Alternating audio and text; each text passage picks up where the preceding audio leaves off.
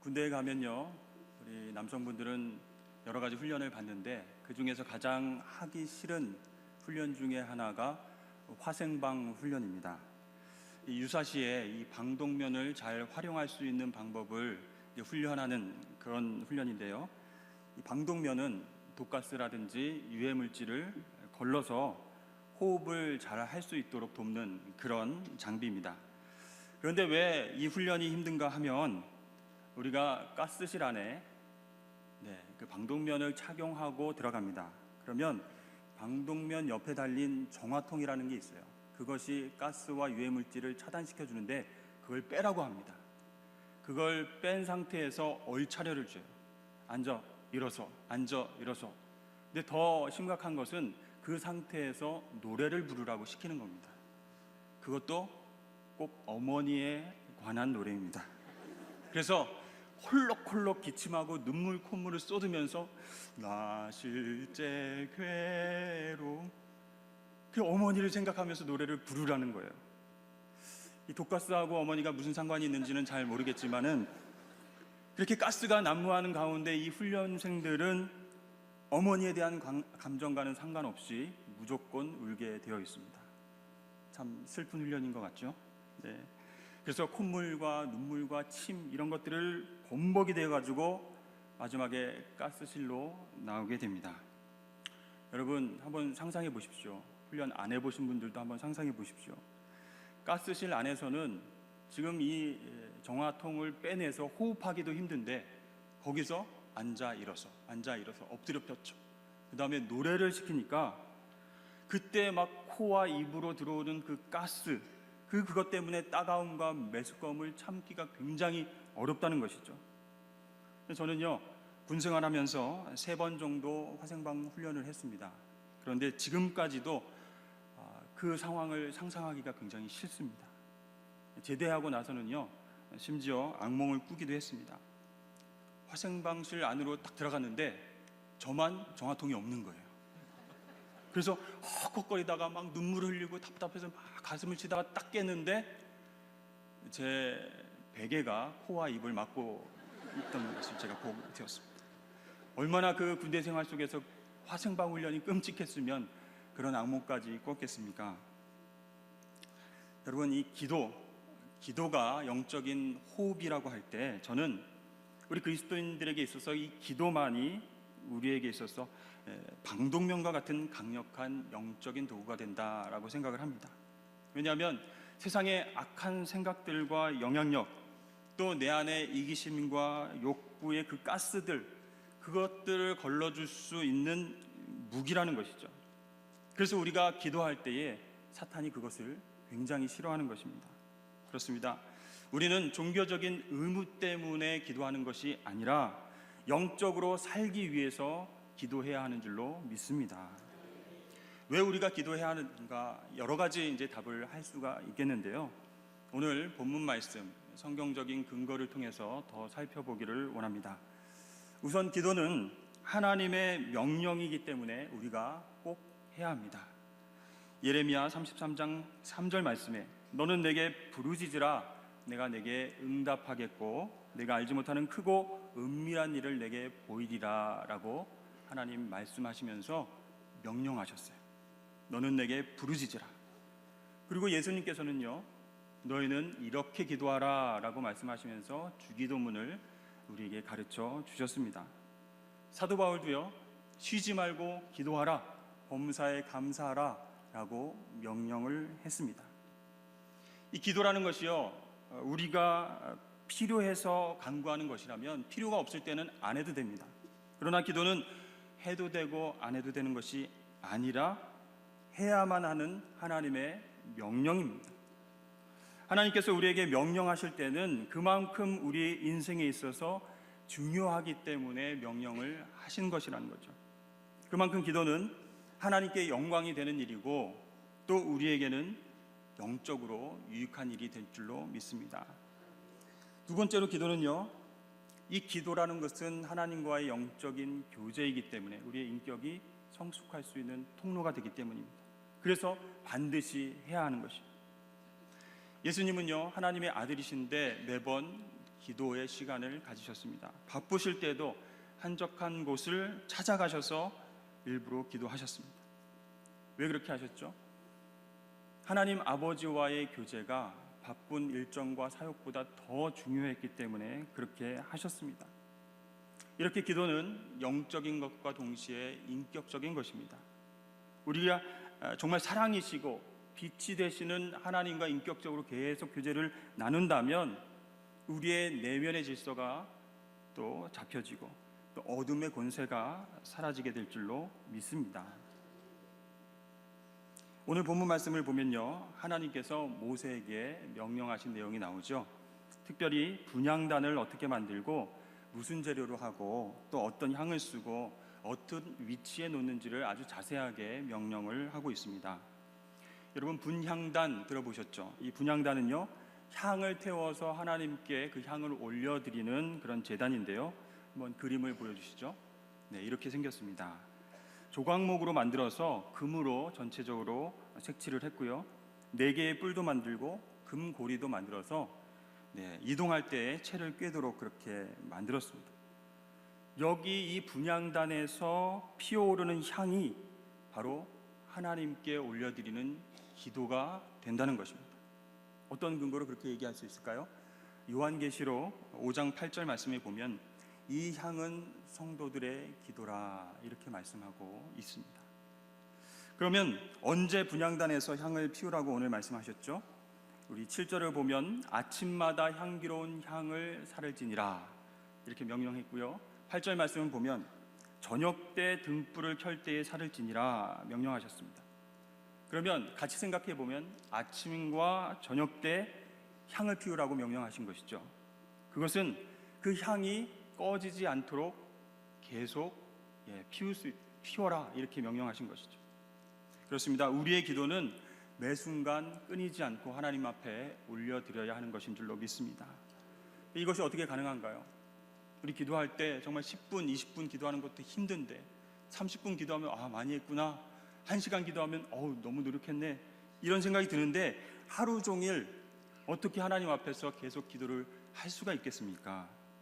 이것은요, 우리가 매 순간 하나님과 동행하고 있다고 하는 그 확신 가운데에 그것이 가능하게 된다는 것입니다. 우리가 공예배 시간에 드리는 기도, 또 교회에 와서 중보기도실에서 드리는 그 기도만 기도가 아니라는 것이죠. 버스를 타고 가든지 누구를 만나든지 공부를 하든지 업무를 보고 있든지 무엇을 하든지 내가 지금 여기서 하나님과 동행하고 있다라고 하는 확신, 그것이 있다면 수시로 하나님께 기도할 수 있다는 사실입니다. 그래서 예배당과 같이 특정한 장소, 시간은 좀 더 집중적으로 하나님을 만나는 시간이라면 우리의 일상은 언제든지 하나님과 소통하고 또 대화할 수 있는 시간이라고 할 수가 있습니다. 그리고 7절과 8절 말씀을 보면 공통적으로 등불을 손질할 때, 등불을 켤 때에 향을 사르라 이렇게 말씀하고 있거든요. 즉 우리의 기도가 이 등불과 관계가 있다는 것입니다. 이 말씀을 가만히 묵상해 보면 우리가 기도할 때에 비로소 어둠이 물러갈 수 있다는 것입니다. 우리가 신앙생활을 하면서도요, 일상을 생활하면서도요, 부정적인 생각과 걱정과 근심과 또 이기적인 마음들과 욕망, 또 음란과 파괴적인 마음, 이러한 어둠의 모든 그것들은 너무나 강력해서 그걸 가만히 내버려두면 우리의 존재 전체를 흔들고 우리의 신앙도 갉아먹을 수가 있습니다.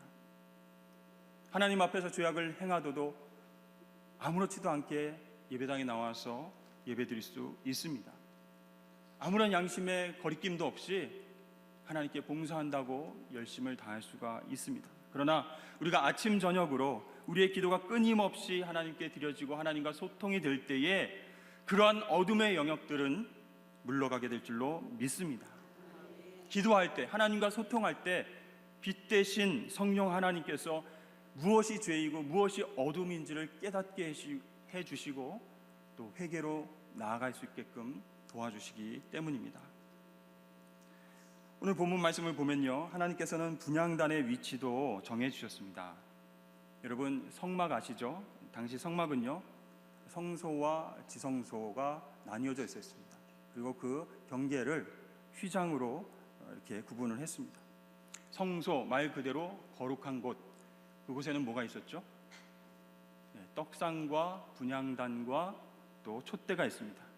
그리고 지성소, 지극히 거룩한 곳, 거기에는 뭐가 있죠? 법궤가 있습니다. 한번 그림을 보여주실까요?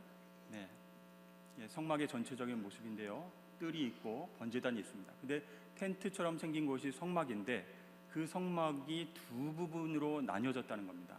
성소와 지성소. 우리 6절 말씀을 함께 읽어보도록 할까요? 6절입니다. 네, 6절 말씀 띄워주시죠. 시작.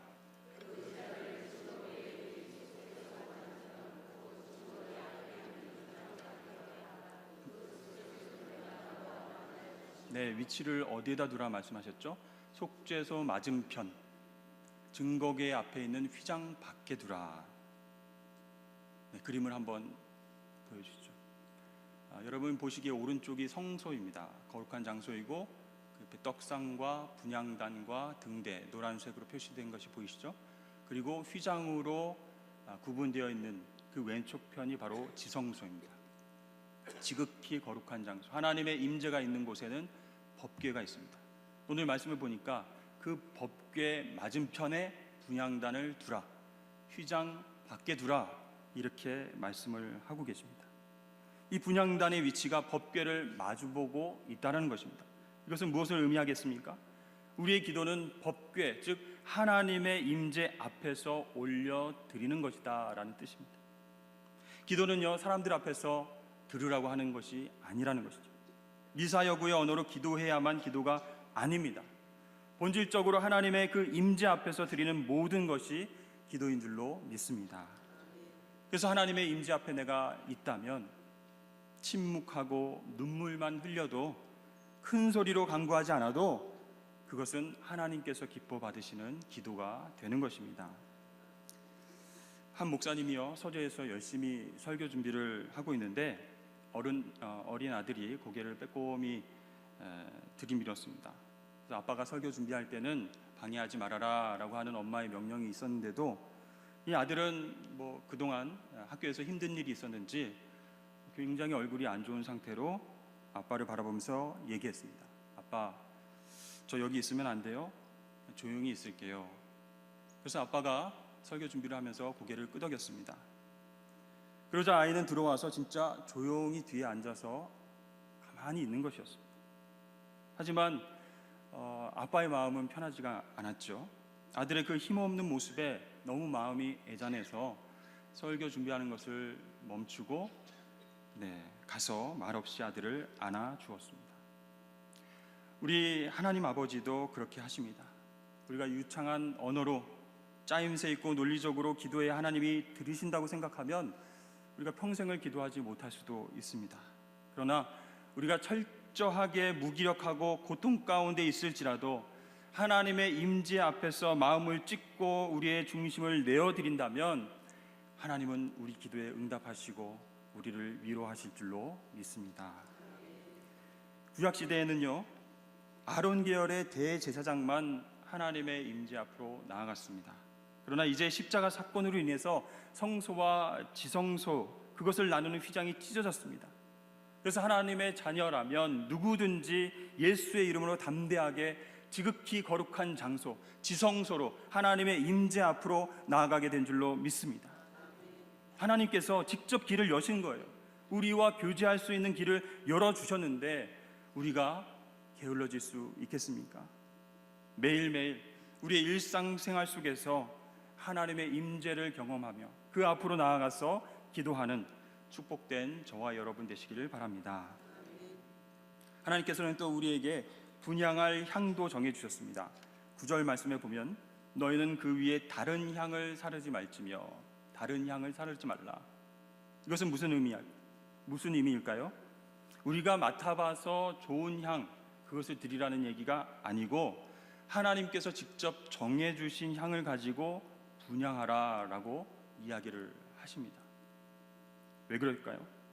나의 욕망과 기호가 아니라 하나님께서 원하시는 방법이 따로 있다라고 말씀하시는 거예요.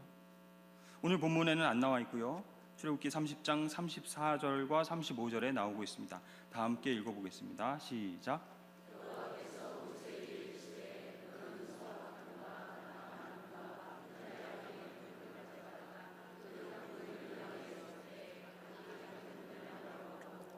그것으로 향을 만들되 향 만드는 법대로 만들고 그것에 소금을 쳐서 성결하게 하고.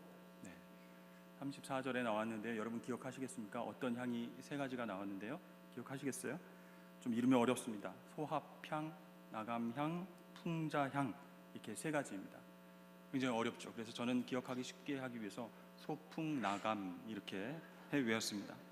그 향품에 각각 유향을 섞고 또 소금을 쳐서 성결하게 하고 곱게 찌어서 준비를 해라.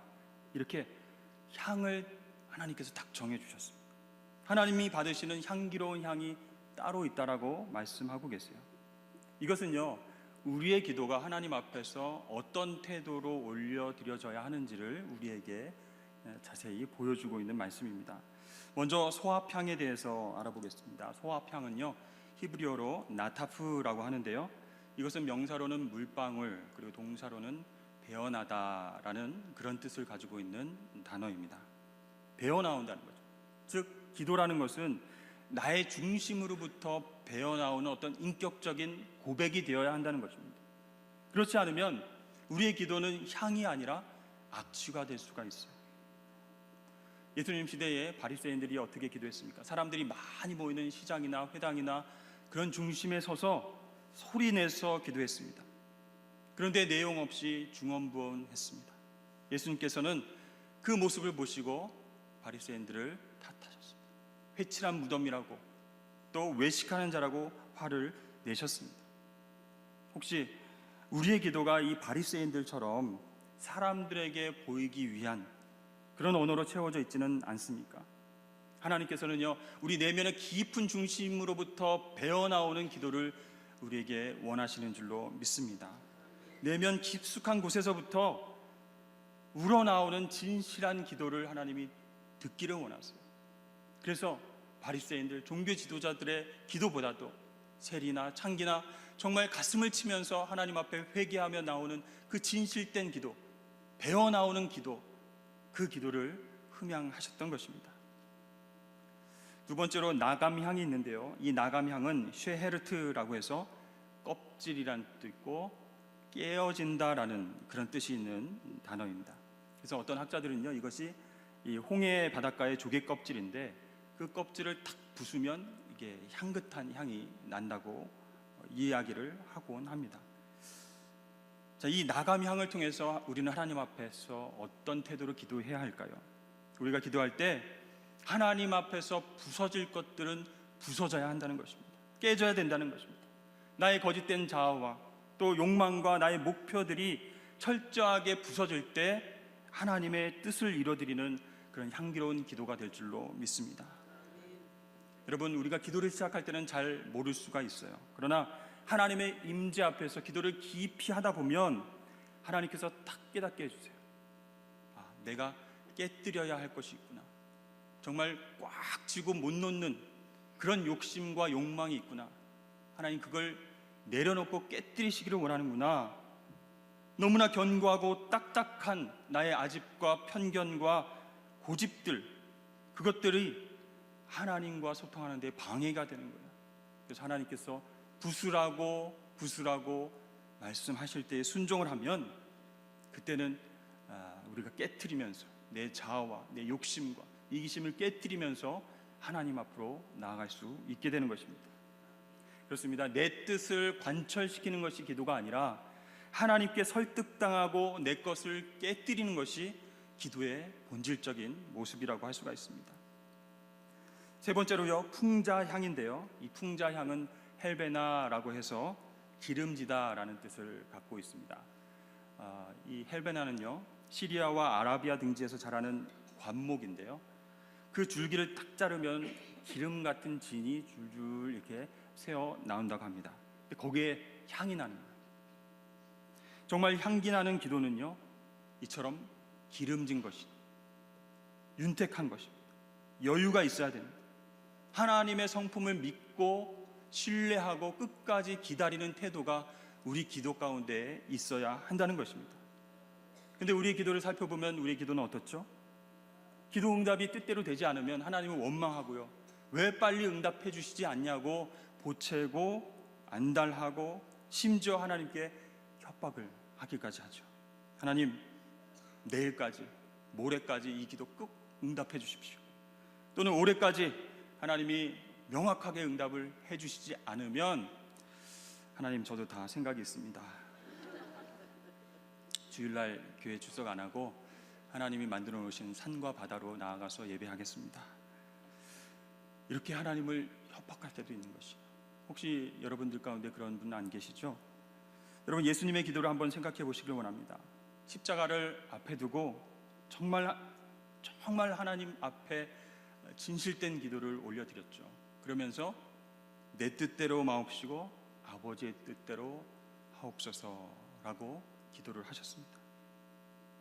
내 뜻대로 우리가 응답받지 못했어도 끝까지 우리 하나님 아버지는 선하시기 때문에 나는 하나님을 신뢰합니다 라고 기다리면서 기도하는 것이 우리의 기도의 태도가 되어야 할 줄로 믿습니다.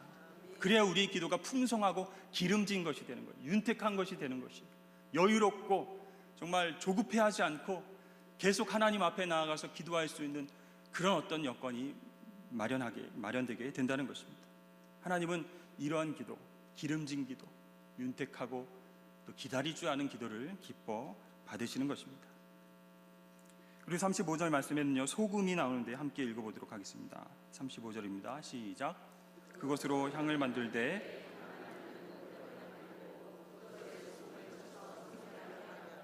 소금을 쳐서 성결하게 하라, 이렇게 말씀하셨습니다. 소금은요, 향을 만드는 그런 재료는 아닙니다. 다 만든 향에다가 마지막으로 성결하게 하는 용도로 쓰라고 하셨습니다. 근데 소금이 성경에서 어떻게 나오나 찾아봤더니요, 주로 약속과 언약을 뜻하고 있었습니다. 레위기 2장 13절 말씀에 보면 내 모든 소재물에 소금을 치라, 내 하나님 언약의 소금을 내 수제에 빼지 못할지니. 그리고 민수기 18장 19절에는요, 이스라엘 자손이 여호와께 거제로 드리는 모든 성물은 내가 영구한 몫의 음식으로 너와 내 자녀에게 주노니 이는 여호와 앞에 너와 내 후손에게 영원한 소금 언약이니라. 아멘. 그렇습니다. 우리의 기도가 지속적으로 가능할 수 있는 것은 하나님의 언약, 하나님의 약속이 있기 때문입니다. 내가 내게 부르짖으면 내가 응답하겠다라고 약속해 주셨어요. 하나님의 언약이 있는 것이에요. 그렇기 때문에 우리의 기도가 지금도 유효한 줄로 믿습니다. 그러므로 분향단에서 마지막은 이 소금을 쳐서 하나님과의 언약, 하나님과의 약속을 상기시키는 것입니다. 사랑하는 여러분, 우리의 내면의 중심에서부터 배어나오는 기도, 그리고 거짓자와 욕심이 깨어지는 기도, 또 신뢰하고 하나님을 기다리는 그런 기름진 기도, 그것을 통해서 하나님께 정말 향기로운 기도를 올려드릴 수 있기를 축복합니다. 그래서 청주상당교회 웬 향기가 이렇게 진동하느냐, 하나님께서 이렇게 칭찬하시면 좋겠어요. 하나님, 우리 가정을 오셨는데, 우리 교회에 오셨는데 웬 냄새야, 이게 방독면을 쓰시면 안 되잖아요. 그렇죠? 향기로운 기도, 하나님 기뻐 받으시는 기도를 올려드리는 저와 여러분 되시기를 바랍니다. 마지막으로 유향입니다. 이 유향은요, 소합향, 나감향, 풍자향과는 다른 것입니다. 유향 여러분 어디서 보셨어요? 동방박사가 유향을 아기 예수께 드렸죠. 바로 제사를 드릴 때 쓰는 그런 것입니다. 그건 아기 예수께서 이 땅에 오실 때에 대제사장으로 오신 분임을 보여주는 것이에요. 이 소합향, 나감향, 풍자향, 이 세 가지 하나님께서 기뻐 받으시는 향은 다 인격과 관련된 것입니다. 그런데 여기에 유향을 섞으라라고 말씀하신 것은 이 향기로운 향들이 제사라는 그릇에 담겨져서 올라가야 한다라고 말씀하십니다. 그렇습니다. 기도하는 사람은 제사하는 사람, 기도하는 사람은 예배자인 것입니다. 우리의 인격은 예배 가운데서 하나님을 닮아가고 성장할 수 있다는 것입니다. 우리의 신앙의 선배들을 한번 보십시오. 향기로운 기도를 매번 하나님 앞에 올려드렸습니다. 그리고 하나님을 어떤 장소에 있었든지 막론하고 예배하는 그런 예배자였습니다. 광야에 있든지 감옥에 있든지 궁핍한 가운데 있든지 풍요함 가운데 있든지 향기로운 기도를 하나님 앞에 올려드리고 예배하는 예배자였어요. 그럴 때에 하나님의 성품을 닮아간 것입니다.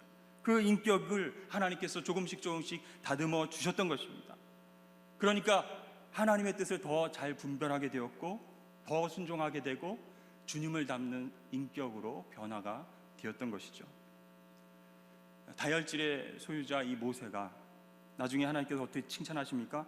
온유함이 지면에 승한 자다, 이렇게 칭찬받는 인격자가 되었습니다.